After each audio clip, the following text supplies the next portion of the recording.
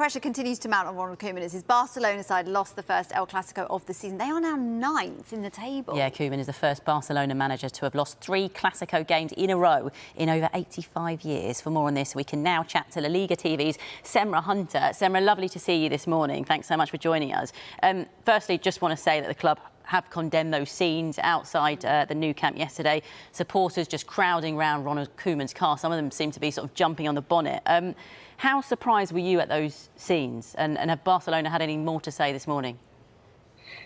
To be honest with you, Emma, I was surprised. I understand that fans are frustrated, that they're angry, that they're upset, that they're seeing a team that is incapable of competing, that they're 9th in the table and the club just being in complete disarray. I get that, but it does not give anyone the right or justify any kind of behaviour such as this. They absolutely attacked Ronald Koeman as he was coming out of the Camp Nou last night, where he was trying to drive away. It made my stomach turn when I saw that. I was really upset when I saw these images, because this is not a fair reflection of the Barcelona fan base. And it really is just a small group of people that are making the fans look quite bad, to be quite honest with you. I mean, take a look at how Ole Gunnar was treated last night after Manchester United got liver-schooled. They were absolutely lovely with him, to be quite honest. At least the images that I saw, they met him, they asked him for autographs, they took the time to speak with him. It was very calm, it was very respectful. For Ronald Koeman, it was a complete opposite behaviour. And so I just think that you need to show him a little bit more respect. He is a club legend. Whether you think he's doing a good or a bad job as the manager, no one should be treated like that, regardless of who you are. It's absolutely unacceptable behaviour. It's a good thing Barcelona have condemned it. They have said that they are going to look into security measures and they will take disciplinary action to make sure that something like this doesn't happen again. And it shouldn't, quite frankly. Yeah, well said, Semra. Looking at the game itself, Koeman said that despite the defeat, that Barcelona weren't inferior to Real Madrid and that they are improving. Do you agree?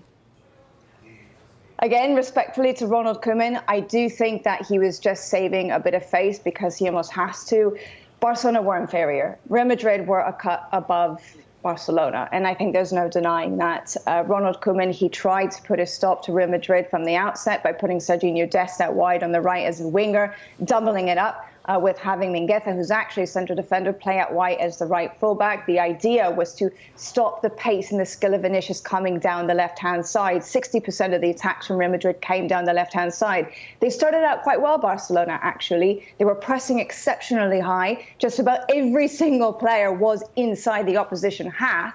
But the problem is that leaves you dangerously exposed at the back. And what are Real Madrid? They're a classic counter-attacking side. And both of the goals that came for them on the night came exactly from that, exploiting all of the space that they had behind Barcelona, both Alaba as well as Lucas Vázquez. So even worse, in a way, is the fact that the 5 goals, or 5 of the goals that Real Madrid have scored in the last 3 Clásicos have been done the exact same way. So Ronald Koeman didn't exactly correct it or do enough to correct, trying to put a stop to what is Real Madrid's forte, what is their calling card. So in the end, they made it a little bit too easy for them. Ronald Koeman tried to make some changes at the half. He took off Mingueza. He dropped us back to right back. He put in a lot of attacking power in Kun Agüero, Luc de Jong as Coutinho to try and give something a little bit more creative. But overall, it was to little or no effect. In the end, it was 4 wins on the bounce for Real Madrid in a Clásico. That hasn't happened since 1965.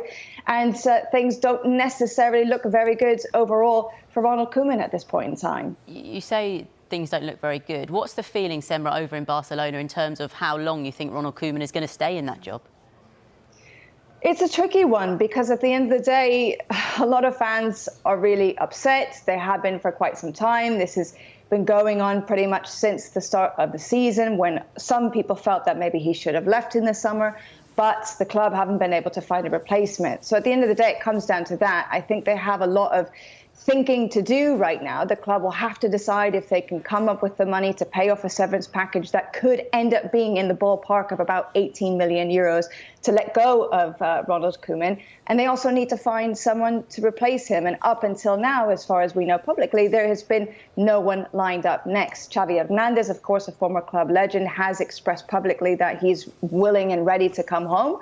As soon as he gets the phone call, he'll be happy to come back and take the job. But as of yet, at least publicly, nothing has been said about any contact between those two. So for right now, Ronald Koeman, he does keep his job, but it's going to be interesting to see how the club decide to deal with it. If they want to compete with the elite, then they perhaps do need to bring somebody else in 10 games against some of the biggest clubs around, Real Madrid, Atletico Madrid, Bayern Munich, for example, in the Champions League. They've only won one with Koeman in charge. So there is definitely a big gap that needs to be closed behind some of those, leading the way across Europe. And perhaps it is now proven that Ronald Koeman, unfortunately to say it, is just not the right man for the job, or maybe not the right man, or the right man just not at the right time, rather. And just looking at the table, Semra, Real Madrid were top after that win, but they're second now because Real Sociedad drew with Atletico Madrid last night. It's looking quite tight, isn't it, in the top 6? It is, Bella, and it's fabulous to see. It's so much fun. It's incredibly competitive. Everyone is taking points off of everybody. You have 3 points separating the top 6 teams, which include, by the way, Real Betis and Osasuna. Osasuna was a recently promoted side just a couple of years ago, and they've been one of the most difficult teams to play against and to break down.